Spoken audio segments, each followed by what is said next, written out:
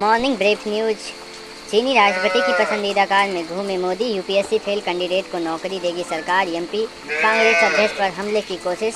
नमस्कार। कल की बड़ी खबर प्रधानमंत्री नरेंद्र मोदी के चीन दौरे से जुड़ी रही। वह चीन राष्ट्रपति की पसंदीदा कार में घूमे। दूसरी बड़ी खबर है मध्य प्रदेश कांग्रेस अध्यक्ष जीतू पटवारी की गाड़ी पर हमले को लेकर रही आज के प्रमुख इवेंट जिन पर रहेगी हमारी नज़र। पहला, पटना में राहुल गांधी की वोटर अधिकार यात्रा का समापन होगा। दूसरा पॉइंट, प्रधानमंत्री मोदी चीन में रूस के राष्ट्रपति पुतिन से मिलेंगे। तीसरा पॉइंट, उत्तर प्रदेश की बड़ी खबर। एक, बस्ती में मैदान में बिजली गिरने से यूपी के मंत्री बारिश में पानी में फंसे। फर्रुखाबाद में गंगा जी के लिए हवन पूजन। 2 एक्टर्स की कमर छूने पर पवन सिंह ने माफ़ी मांगी, बोले मेरा कोई गलत इंटेंशन नहीं था। अंजलि ने लिखा माफ़ी मांग ली, बात खत्म। चीनी राष्ट्रपति की पसंदीदा कार में घूमे मोदी, आतंकवाद के खिलाफ चीन का साथ मांगा। 7 साल बाद चीन पहुंचे पीएम मोदी ने राष्ट्रपति शी जिनपिंग से 50 मिनट तक मुलाकात की। मोदी उन्हें ब्रिक्स 2026 के लिए भारत आने का न्योता दिया है।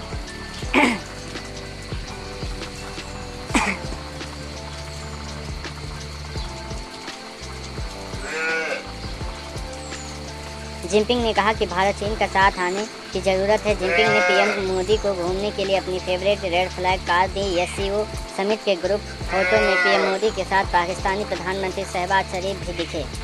गलवान झड़प के बाद मोदी का पहला चीन दौरा। मोदी जापान दौरे के बाद चीन पहुंचे हैं। जून 2020 में हुई थी गलवान झड़प के बाद भारत चीन के संबंध खराब हो गए थे। इस यात्रा का मकसद दोनों देशों के बीच सीमा विवाद को कम करना है। ग्लोबल टाइम्स ने इसे बड़ा मौका बताया है। और दूसरी पॉइंट है उत्तराखंड में लाइफ लाइन टनल में फंसे 19 कर्मचारियों का रेस्क्यू। पंजाब के 1018 गाँवों में बाढ़। उत्तराखंड के पिथौरागढ़ में बारिश के चलते थौली गंगा पावर प्रोजेक्ट की टनल पर लाइफ लाइन हो गई है। 19 कर्मचारी अंदर फंस गए थे, जिनमें से 8 को बाहर निकाल लिया गया है। बाकियों को निकालने का काम जारी है। वहीं आईएमडी ने बताया कि सितंबर में उत्तराखंड में लैंडस्लाइड और बाढ़ का खतरा बना हुआ है। पंजाब में 1000 से ज़्यादा गाँवों में बाढ़। पंजाब 1018 गाँव में बाढ़ की स्थिति है। बारिश में अब तक 8 लोगों की मौत भी हो गई है। 11,000 लोगों को सुरक्षित जगह पर शिफ्ट किया गया है। खबर तीसरी, मोदी बोले यूपीएससी में सिलेक्ट न होने वाले उम्मीदवारों को प्रतिभा सेतु के जरिए नौकरी। प्रधानमंत्री नरेंद्र मोदी ने अपने रेडियो शो में मन की बात में 125वें एपिसोड में प्राकृतिक आपदा, खेल खिलाड़ी, इनोवेशन, शिक्षा, लोकल की पर बात की। उन्होंने कहा इस मानसून के मौसम में प्राकृतिक आपदाएं हमारे देश की परीक्षा ले रही हैं।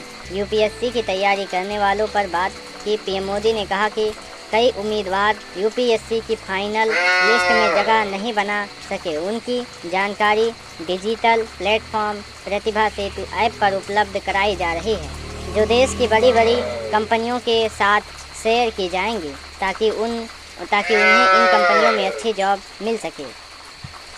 चौथी खबर है एमपी कांग्रेस अध्यक्ष पर गाड़ी पथराव, शीशा टूटा। मनोहर धाकड़ पर बयान से समाज नाराज। मध्य प्रदेश कांग्रेस अध्यक्ष जीतू पटवारी के काफिले की रतलाम में धाकड़ समाज के लोगों ने घेर कर काले झंडे दिखाए और कार के शीशे तोड़ दिए। यह विरोध पटवारी के उस बयान के खिलाफ था जिसमें उन्हें मनोहर लाल धाकड़ को लेकर कहा था। आप सोच सकते हैं कि जो गलत है, अगर आप इस समय उनका गलत देकर के उन्होंने बयान दिया था, जैसा उन्होंने कर्म किया था उस पर, और उसकी वजह से देख सकते हैं उनकी गाड़ी के शीशे तक तोड़ दिए गए हैं। आप सच बोलते हैं तो आपका क्या होगा, ये भी आप ध्यान रखें। हालांकि जीतू पटवारी ने नाराज प्रदर्शनकारियों से माफ़ी मांग ली है। जीतू पटवारी का बयान, आपने धाकड़ कांड सुना था, मंदसौर में हाईवे पर देखा था। भाजपा नेता का सबसे बड़ा कांड मंदसौर बीजेपी नेता ने किया। जल्द आपको फोटो वीडियो मिलेंगे। ये संस्कार हैं भाजपा के।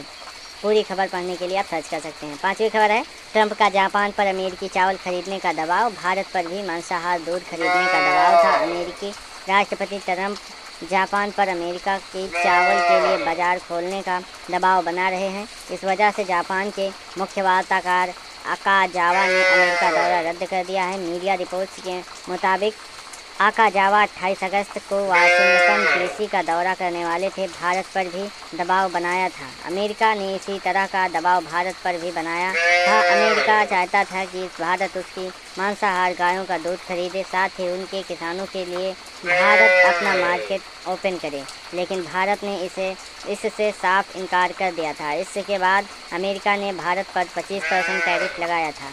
जो बाद में बढ़कर 50% तक पहुंच गया है। जो 6 खबर है, लखनऊ में अवैध पटाखा फैक्ट्री में ब्लास्ट बिल्डिंग उड़ी है, धमाके की आवाज़ 2 किलोमीटर तक सुनाई गई है, मतलब सुनी गई है। यूपी के लखनऊ में अवैध पटाखा फैक्ट्री में जोरदार धमाके से बिल्डिंग और आसपास के 2 या 3 मकान ढह गए। धमाके की आवाज़ करीब 2 किलोमीटर तक सुनी गई। हादसे में फैक्ट्री मालिक और उसकी पत्नी की भी मौत हो गई है, सोच सकते हैं। 10 लोग घायल हैं। फॉरेंसिक टीम का कहना है कि पटाखे बनाते समय विस्फोट हुआ था। कुछ अहम खबरें हेडलाइन। पहला, स्पोर्ट्स एशिया कप भारत लगातार दूसरी जीत से सुपर 4 में पहुंचा। जापान की हॉकी टीम को 3-2 से हराया। कप्तान हरमनप्रीत ने 2 गोल दागे। दूसरी खबर है, मध्य प्रदेश से दुकान के बाहर बैठे शख्स को आया हार्ट अटैक। पहले एक तरफ झुका, फिर लुढ़क गया, अस्पताल पहुंचने से पहले तोड़ा दम। तीसरी खबर है, नेशनल। इंदौर आ रही AIR इंडिया फ्लाइट लौटी। दिल्ली में सेफ लैंडिंग, एयरलाइन बोली पायलट को इंजन में फायर इंडिकेशन मिला था। 90 यात्री सवार थे। चौथी खबर है, इंटरनेशनल। मोदी के चीन दौरे पर वर्ल्ड मीडिया। CNN ने लिखा, मोदी को रेड कार्पेट वेलकम मिला। NYT ने कहा, ट्रंप से नाराज जिनपिंग ताकत दिखा रहे हैं। पांचवी खबर है, नेशनल जस्टिस नाथ बोले आवारा कुत्तों ने दुनिया भर में फेमस कर दिया। उनकी दुआएं मिल रही। 10 दिन पहले सुनाया था। नेशनल। छठी खबर है, नेशनल कालकाजी मंदिर के सेवादार की हत्या, अब तक 5 आरोपी गिरफ्तार। अतीसी ने कहा, दिल्ली में कानून व्यवस्था उप इस्तीफा दें। सातवीं खबर है, बिहार एक्टर्स की कमर छूने पर पवन सिंह ने माफ़ी मांगी है और बोले मेरा कोई गलत इंटेंशन नहीं था। अंजलि ने लिखा, माफ़ी मांग ली, बात ख़त्म। आठवीं खबर है, नेशनल। वायुसेना को सितंबर में 2 तेजस मार्क ये मिल सकते हैं। सरकार HAL से 97 नए फाइटर जेट भी खरीदेगी, रक्षा सचिव ने कन्फर्म किया।